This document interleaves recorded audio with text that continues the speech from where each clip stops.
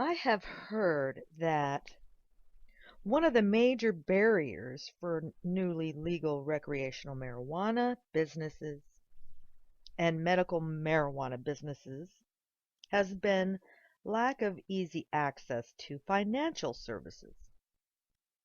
The businesses might be legal at the state level, but federal regulators have left it very much up in the air as to whether banks can accept money openly connected to the marijuana trade.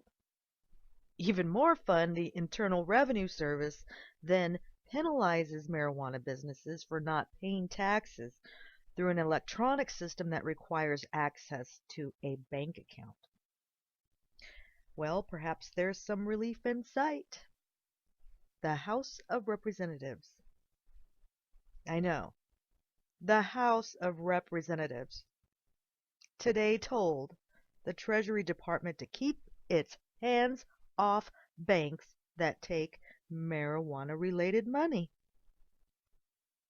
In a historic vote today, the U.S. House passed a bipartisan amendment by Representatives Heck, Democrat of Washington, Perrymutter, Democrat of Colorado, Lee, Democrat of California, and Rohrabacher, Republican from California, preventing the Treasury Department from spending any funding to penalize financial institutions that provide services to marijuana businesses that are legal under state law. The amendment passed 231 to 192. Well, in May, the House passed an amendment prohibiting the DEA from undermining state medical marijuana laws and passed two amendments prohibiting the DEA from interfering with state hemp laws. That earlier measure, though, attempting to rein in the DEA, may or may not live up to its billing. Its wording prevents federal narcs from interfering with state law, but the feds may deny they're doing anything, even while they're kicking in doors and hauling people in. Maybe they're just enforcing federal policy. Well, government officials just love these sort of word games. But the House measure still must win state approval, which is not guaranteed. Still, the move is in line with shifting public opinion, though. Americans in general, and younger Americans in particular, increasingly support legalizing marijuana. Let me know what you think. Break this news. Medical marijuana is legal in Washington, D.C. and 18 states. However, being able to get a bank account for these small businesses is a different story. The rabbi and his wife have been turned down by every bank, big and small.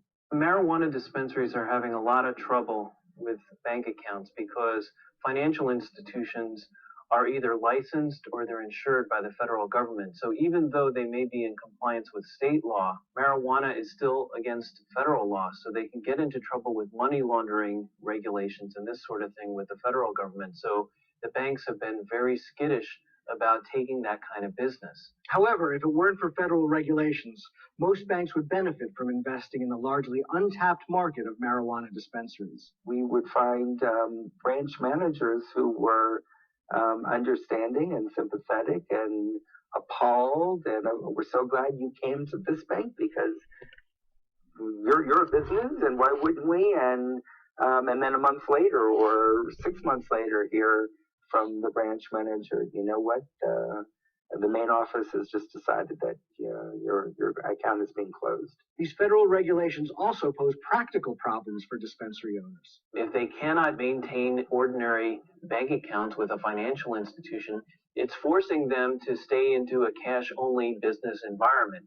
And that opens them up to potential theft and crime because everybody knows, all right, that's the nature of their business. Being cash only also potentially opens them up to more IRS audits. And for dispensary owners trying to run a legitimate business, this is unwelcome news. The ironic thing is that a lot of these medical marijuana dispensaries, they're a little bit more anxious than your average business in that they want to pay taxes, both to both the state government and the federal government. They see it as a way of legitimizing their industry. We're treated pretty much like we're not a legal organization that's licensed by the District of Columbia, that's regulated by the Department of Health. But Rabbi Khan won't let federal regulations stop him from running his business. From my own faith tradition, what I'm doing is right.